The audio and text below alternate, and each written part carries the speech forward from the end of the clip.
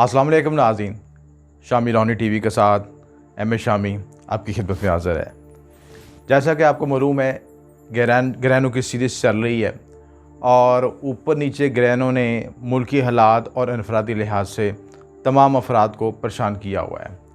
दरअसल ग्रहण की नेगेटिव एनर्जीज़ या मैग्नेटिक वेव्स हर शख्स को इनफरादी ज़ायचे में मुतासर करती है। ना सिर्फ इनफरादी ज़ायचे में मुतासर करती है बल्कि इज्तमाई ज़ायचे में भी मुतासर करती है, जैसा कि मैंने आपको पाकिस्तान के ज़ायचे के मुताबिक डिटेल बताई। अब हम डिस्कस करेंगे 12 बुरूज पे इनके असरअंदाज क्या होंगे। इस वीडियो में ये डिस्कस करेंगे कि ग्रहण का वक्त कौन सा है, किस वक्त शुरू हुआ, किस वक्त ख़त्म होगा, इस पर सदक़ात कौन से देने, वज़ाइफ कौन से पढ़ने, अमलियात कौन से करने, और हर बुर्ज का अलग अलग सदका भी बताया जाएगा आपको। इसके अलावा आपको ये भी बताया जाएगा कि किन किन मामलात में आपको मुतात रहने की ज़रूरत है। देखें, दरअसल बात ये होती है कि ग्रहण की जब रीडिंग दी जाती है तो जिस घर में लग रहा होता है उस घर और उससे सामने वाला घर, यानी उसका सातवां मतलब जो ऑपोजिट हाउस है, उन दोनों के मंसूबात को देखा जाता है। वैसे तो मजमूई तौर पर देखा जाता है ज़ायचे को, लेकिन बुनियादी मंसूबात उन दोनों घरों को देखा जाता है और जिस घर में लग रहा होता है उसके मंसूबात में उतार चढ़ाव आता है, क्योंकि एक नेगेटिव इफ़ेक्ट या नेगेटिव एनर्जी का रेडिएशन इफ़ेक्ट उस घर में इफ़ेक्ट आता है और उस घर के अंदर मंसूबात में उतार चढ़ाव में तब्दीलियाँ हलचल आती है और वही हलचल आपकी ज़िंदगी में कोई भी मुतासर करती है।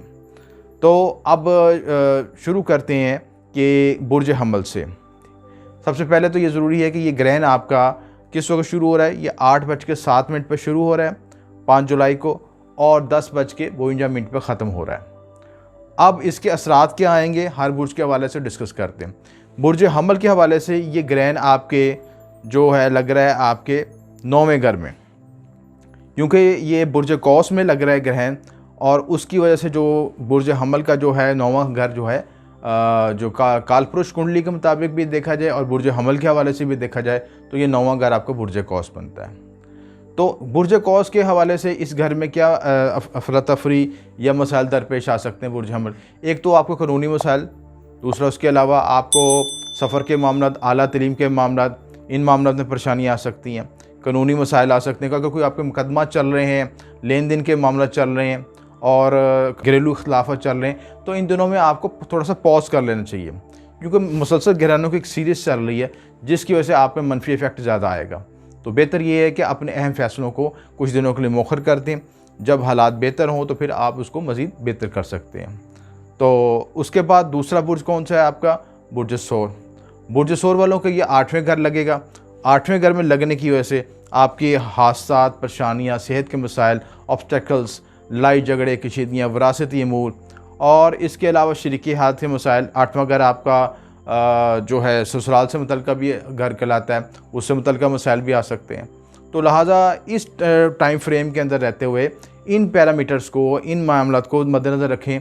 इनमें कोई इंपॉर्टेंट डिसीजन मेकिंग ना करें, जल्दबाजी में कोई फ़ैसला ना करें। अगर शरीके हाथ से इख्लाफ़ है तो कुछ दिनों के लिए पॉज कर लें, बाहमी गुफ्तशनी से मामलात को तय करें। अगर इख्लाफत बढ़ जाएँ और अगर आप समझते हैं कि आप वापसी का रास्ता नहीं है तो तब भी इस फैसले को मौखर कर लें ताकि मामलात में मज़ीद बेहतरी आ सके। उसके बाद बुर्ज जौज़ा। बुर्ज जौज़ा के हवाले से ये आपका जो ग्रहण लगेगा 7वें घर लगेगा। 7वां घर ख़ुद शराकती और इज़्दवाजी मामलात के लिहाज से पिन पॉइंट हाउस है। इस हवाले से आपकी इज़्दवाजी मामला, शराकती मामलात, लेन देन के मामलात, डेली वेजेस के मामलात, कारोबारी मामलात, इन तमाम मामलात को आपको हाईलाइट हो जाएंगे और उनमें कॉन्शियस रहने की ज़रूरत है। 7वें के ऑपोजिट जो है आपका फर्स्ट हाउस भी है, जहाँ पे आपका असेंडेंट, अगर असेंडेंट होगा तो आपको जेमिनी असेंडेंट होगा। तो जेमिनी और सजिटेरियस है, एक दूसरे के ऑपोजिट होते हैं, तो दोनों घरों को फिर हम देखेंगे और उनमें दोनों के लिहाज से मुतात रहने की ज़रूरत है। तो इस हवाले से आपको ये ज़रूरी है कि जो लोग आप पार्टनरशिप की कोई कोशिश कर रहे हैं या इसके अलावा रिलेशनशिप या शादी के हवाले से नई कोशिश कर रहे हैं, उसमें मुकम्मल छानबीन करें, कोई धोखा देके से बचें। इसके अलावा कोई गलत लोग मिल सकते हैं जो कि ज़ाहरी तौर पे कुछ हों और अंदरूनी तौर पे कुछ हों, जिसकी वजह से आपके रिलेशनशिप बाद में एक्सपोज होंगे तो और आपके ज़वाजी मामलात में इख्लाफत पैदा होंगे। तो लिहाजा ग्राउंड रियलिटीज़ को चेक करते हुए फिर फैसला करें। अगला बुर्ज हमारा बुर्ज सरतान है। बुर्ज सरतान की 6ठे घर में लगेगा। 6ठा घर आपके सेहत से मुतल्लिक़ मामलात हैं। इसके अलावा आपके मुतल्लिक़ अफराद जो आपके सबॉर्डिनेट हैं वो आपकी लेग पुलिंग कर सकते हैं, आपके खिलाफ साजिश कर सकते हैं। इन मामलों में कॉन्शियस रहने की ज़रूरत है। जब किसी बुर्ज के बारे में मुतात रवैये का आपको रहनुमाई दी जाती है तो इसका मतलब ये नहीं है कि वो वाक़यात आपके पास लाजमी मलजूम हो जाएँ। ये आपको सेफ्टी प्रिकॉशन के लिए बताया जाता है कि इन ग्रे एरियाज़ में आपको मूव करने की ज़रूरत है। आपको सेंसिटिव होकर इन चीज़ों को महसूस करना चाहिए और उनका एनालिसिस करते हुए फ़ैसला करना चाहिए। तो छठा घर आपका हाथ, सेहत के मामला, कर्ज़ के मामला, सबॉर्डिनेट लोगों के मामला, इसके अलावा कोई पेचीदा बीमारी आ सकती है, कोई आपका ऐसा जो लोग मिल सकते हैं जो बज़ाहिर आपके दोस्त होंगे लेकिन आपकी लेग पुलिंग कर सकते हैं। तो इन चीज़ों में आपको मुतात रहने की ज़रूरत है। उसके बाद अगला बुर्ज आपका आएगा बुर्ज असद।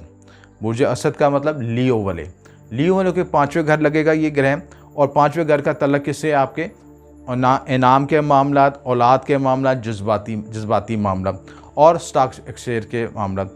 हर घर के मखसूस मनसूबात होते हैं, वो तकरीबन तजिया किया जाए तो हज़ारों की तादाद में मनसूबात निकलेंगे, लेकिन यहाँ पे हम उन पिन पॉइंट मनसूबात को डिस्कस करते हैं जो कि फौरी तौर पे हाईलाइट हुए होते हैं ताकि आप जो रोज़मर्रा ज़िंदगी के मामलों में आसानी से समझ सकें।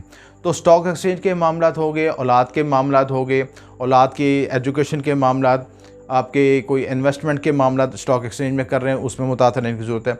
और कुछ शख्स अगर इन मामलात में जज्बाती मामलात में एक्टिवेट है या किसी तरह का महबूब से नाराज़गी है तो ज़ोर आज़माई ना करें ताकि फ़ौरी तौर पे कोई आपका रिलेशनशिप ब्रेकअप ना हो जाए। तो मुतात रवैये का मुज़ाहरा करने की ज़रूरत है ताकि इख्लाफ़त ना बढ़ सकें और मामलात में आसानी पैदा हो सके। अगला बुर्ज आपका बुर्ज सुंबला। बुर्ज सुंबला वालों के ये आपका जो ये ग्रहण का इफेक्ट आएगा ये चौथे घर होगा। चौथे घर में लगने से क्या होगा, आपके ज़मीन प्रॉपर्टी के मामला, आपके जो ज़मीन प्रॉपर्टी के मामला, इसके अलावा आपके जो बहन भाई के मामला, आपके वालिदैन की सेहत, इन मामलों में कॉन्शियस रहने की ज़रूरत है। जो लोग सुंबली अफराद एजुकेशन के मामला में सेंसिटिव हैं या उनका इम्तिहानात चल रहे हैं या एजुकेशन में कोई डिले आया हुआ है, इन दिनों में इनको कॉन्शियस रहने की ज़रूरत है। फ़ौरी तौर पर कोई डिसीजन मेकिंग ना करें कि आपने ये सब्जेक्ट यूज़ करना है या आपने ये शोबा इख्तियार करना है। प्रॉपर काउंसलिंग करें, प्रॉपर किसी प्रोफेशनल कैरियर काउंसलिंग करवाएं ताकि आपको सब्जेक्ट एनालिसिस में आपको आसानी मिल सके। उसके बाद कोई फ़ैसला करें। उसके बाद अगला बुर्ज बुर्ज मज़ान। बुर्ज मज़ान वालों के लिए तीसरे घर में एक्टिवेट होगा ये ग्रह। तीसरे घर का तल्लुक़ आपके करीबी रिश्तेदारों, बहन भाइयों से है। इसके अलावा आपके मीडिया से मुतल्लिक़, कम्युनिकेशन से मुतल्लिक़, आपके जो ऐसे अफराद जो मीडिया से मुतल्लिक़ हैं, सोशल मीडिया हो गया या इलेक्ट्रॉनिक मीडिया हो गया, किसी हवाले से मीडिया से मुतल्लिक़ हों, उनको हसास नौइयत के मामलों में मुतात रहना चाहिए। अपने बोल चाल में, अपने लिखने पढ़ने के मामलों में मुतात रहें। आपकी तहरीर से कोई ऐसे अल्फाज ना निकल जाएँ जो आपके लिए मसाइल का बायस बने। और आपको उन लोगों से भी मुताबिक होने की ज़रूरत है जो आपके बोलचाल या आपके अल्फाज पर नुक्ताचीनी करते हैं।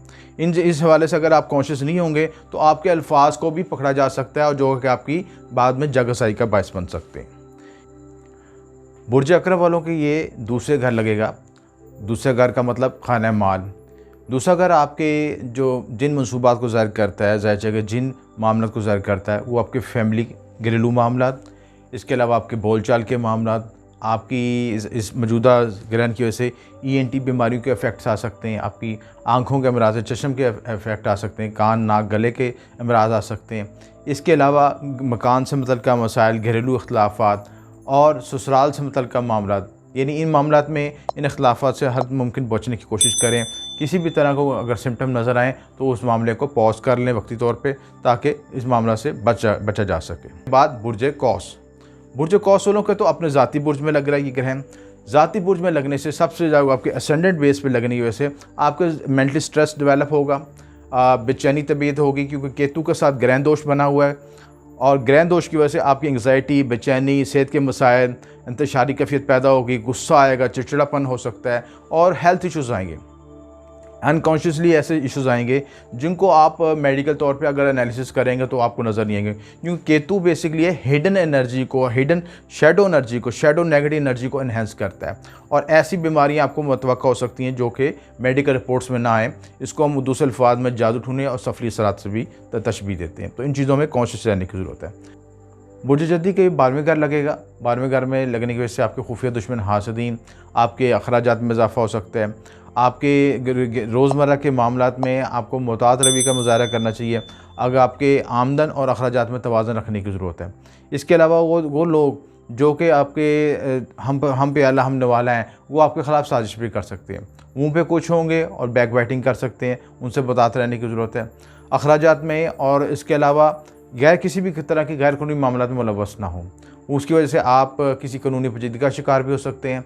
मज़ीद इसके अलावा आपके जो हस्पताल के अखराजात हैं या इन दिनों कोरोना के जैसे मामला चल रहे हैं, इन चीज़ों में कॉन्शियस रहने की ज़रूरत है। हेल्थ इश्यूज़ आएँ तो उनको फ़ौरी तौर पर एड्रेस करें, उनको इग्नोर ना करें। और जैसे ही कोई ऐसा मसला हो तो उसमें आप कोशिश करें कि फ़ौरी तौर पे किसी अच्छे डॉक्टर से रुजू करें ताकि आपका मामला बढ़ ना सके। बुर्ज दल वालों की ये 11वें घर लगेगा। 11वें घर लगने की वजह से दोस्त नुमा दुश्मन से मुतात रहने की ज़रूरत है। इसके अलावा जिनसे मुखालिफ के मामला में मुतात रहें, कोई स्कैंडलाइज हो सकते हैं और ज़मीन प्रॉपर्टी के मामला ख़रीद फ़रोख्त का मामला इख्तियार कर रहे हैं, तो इन चीज़ों में इन दिनों में कॉन्शियस रहने की ज़रूरत है। किसी भी धोखाधड़ी या लिखने पढ़ने के ज़मीन प्रॉपर्टी के मामला में डॉक्यूमेंट्स में कोई इशूज़ आ सकते हैं। लिहाजा इन 3 ग्रहण की सीक्वेंस की वजह से कुछ देर के लिए अपने को पॉज कर लें। उसके बाद बुर्ज हौत 10वें घर लगेगा। कैरियर और सोशल मामला में मुतासर रहने की ज़रूरत है। समाजी हैसियत मुतासर हो सकती है। आपको आपके ख़िलाफ़ लोग बैक बाइटिंग कर सकते हैं, आपके खिलाफ स्कैंडलाइज हो सकते हैं और आपको लोग आपके बारे में नेगेटिव इमेज रख सकते हैं। फ्रंट एंड पे तो आपको अच्छा समझेंगे, बैक एंड पे आपके बारे में बुरा कहेंगे और आपके बारे में बदखोई करेंगे। तो लिहाजा मुतासर रहने की ज़रूरत है। अपनी सोशल वैल्यूज़ और सोशल बाउंड्रीज़ में रहें और उससे एक्सेस ना करें। इसके अलावा अगर आप कैरियर के लिहाज से कोई जंप लगाने की कोशिश कर रहे हैं या कोई जो कैरियर में या बिज़नेस में कोई नई बूस्टिंग के लिए इन्वेस्टमेंट करना चाह रहे हैं, तो ये वक्त मुनासिब नहीं है। इस वक्त आप कॉन्शियस रहें और थोड़ा सा पॉज कर लें। वक्त गुजरने के बाद थोड़ा सा मामला जब बेहतर हो जाए तो फिर इस वक्त उसको चीज़ अहम डिसीजन मेकिंग करें।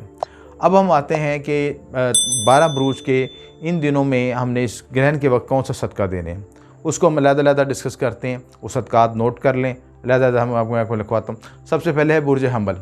गोश्त का सदका दें। सुर्ख रंग का गोश्त ले लें, उसको हल्दी लगा कर सर से अव्वल आखिर वार के दुरूद शरीफ पढ़ के सदका कर दें और चीलकवों को डाल दें। इसके अलावा बुर्ज सोर है, आटा चावल का सदका करें, किसी मुस्तक को आटा चावल ले दें।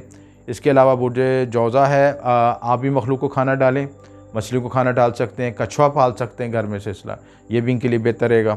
बुर्ज सरतान है, मज़ूर और नबीना अफराद की मदद करें, जो इस वक्त जो ग्रहण भी लग रहा है उसका जो असेंडेंट भी ये सरतान है, तो इसलिए ऐसे सरतान वालों को ज़्यादा एक्टिवेट होंगे, ज़्यादा हसास होंगे।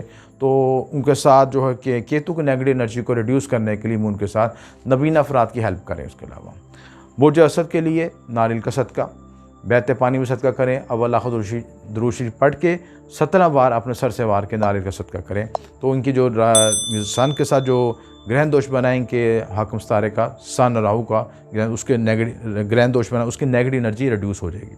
बुर्ज सुमला सब्ज़ मूंग की दाल सदका करें, 1.25 किलो ले लें, अव्वल आखिर दुरूद शरीफ करके वो ग्रहण के सदका करें।